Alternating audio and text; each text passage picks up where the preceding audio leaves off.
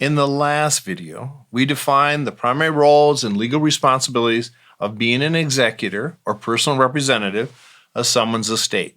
In this video, let's talk about practical suggestions of what you need to do or think about in advance of someone's passing, and you are going to be the executor. Specifically, to lessen stress later, what smart things can you prepare or organize in advance? If you want to accomplish this role as responsively and as efficiently as you can be, what do you need to do now?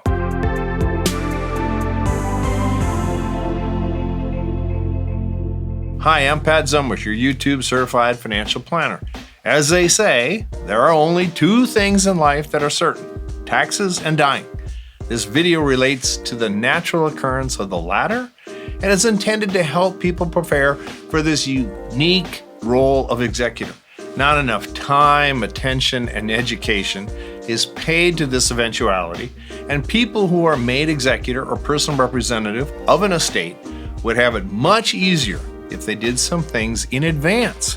Giving people that insight is the purpose of this video. Keep in mind, you are likely going to have this job anyway, so ignoring the role won't help, and you could get surprised with the person whose estate you are overseeing dies tomorrow.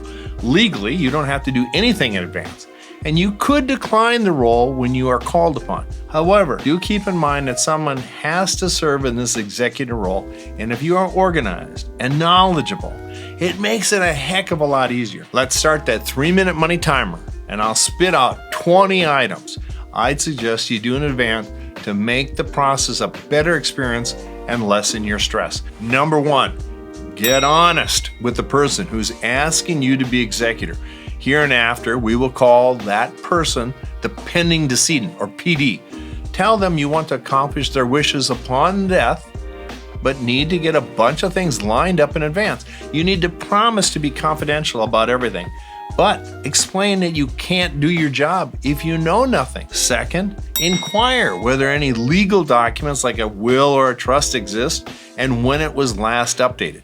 Ask if you are listed as the successor trustee, because it is the successor trustee that has authority over the trust, even if the will names an executor. If the PD does not have a trust and their affairs are significant or complex, i.e. they hold real estate out of state, then I highly recommend that they get a trust, and they'd probably save money and time if a trust were prepared. Third, if there is not a trust, make sure a will actually exists and it's signed and dated. Courts want originals of wills, so know where it is kept. It is estimated that 47% of all adults don't have a will. If there is no will, then legally it is said that the person has died intestate.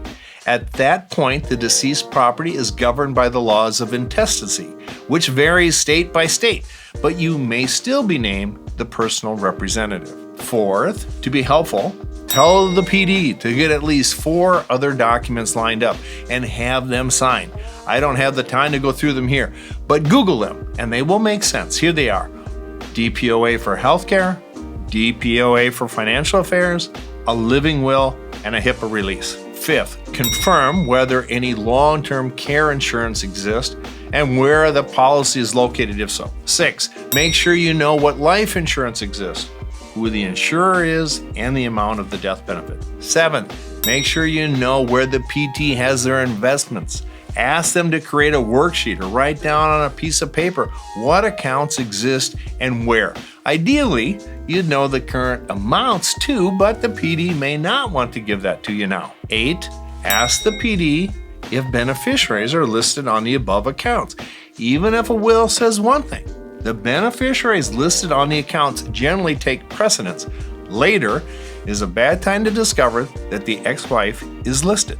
9, separate from the above, have the PD write down who they want the beneficiaries to be. Specifically, how much money from what account. Note, if the PD is married, the spouse must be the primary recipient or beneficiary, or he or she must literally sign to disclaim ownership. 10th, notwithstanding all the aforementioned legal documents and titles, do they have heirloom items that they want to go particularly to this family member or that one? Does Grandma Eleanor's silver butter tray go to your niece? What happens to the wedding rings or the the guns.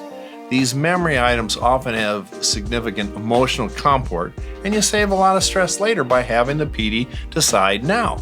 I personally know of cases where family members take the rings off of mom's fingers while she's in the funeral home, and it just gets ugly. 11. Acquire and write down computer and cell phone usernames and account passwords so you can pull them up upon death and pull social media sites down, Facebook, Instagram, etc. 12. Find out if the PD has a safety deposit box. Those buggers are notoriously hard to get into if you don't have a key or hard instruction that you are to be given access. 13.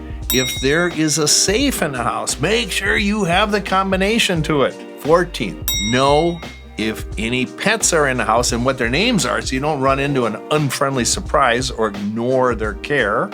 15. Inquire whether there is any real estate besides the home and where that real estate might be. 16. Find out if they have any loans outstanding, what the interest rate might be on them, and to who. Obtain documentation for it, because if the loan is to a family member, just know that things can get a little squirrely upon death and memories seem to get particular. 17. Ask them how they want their funeral service to be and what they literally want to have happen with their body. Have these things written down, because at the time of death, everything is very pressed for time and emotions are so raw. It's good to have your ducks in a row in advance. Family member dynamics also tend to be heavy at death, so written information saves you from being the bad guy or girl. Do they have a favorite song that they want sung at the funeral? Are burial plots arranged, or do they want their bodies cremated? 18. Inquire what monies are paid automatically out of their accounts each month and to whom. Upon their death, you want to stop some of these items because the PD is now watching Netflix in the sky and doesn't need a subscription down here. 19. Better ask if there's a co-trustee or co-executor. Without seeming impolite, you might also gently ask if the PD has given any thought as to whether you should be compensated or not for your work in settling their affairs.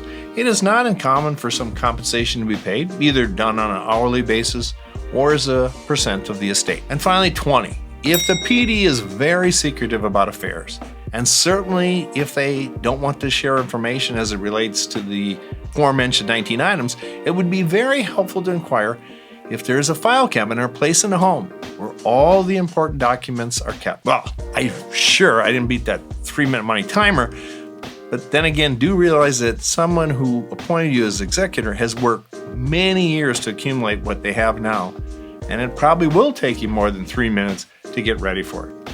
However, if you are prepared with the 20 items listed, you are vastly more prepared to do a good job as their trusted executor. Please share this video with a friend or sibling who might benefit as well and help me to pay it forward. Thank you for letting me help you do wise things with your money. See you next time.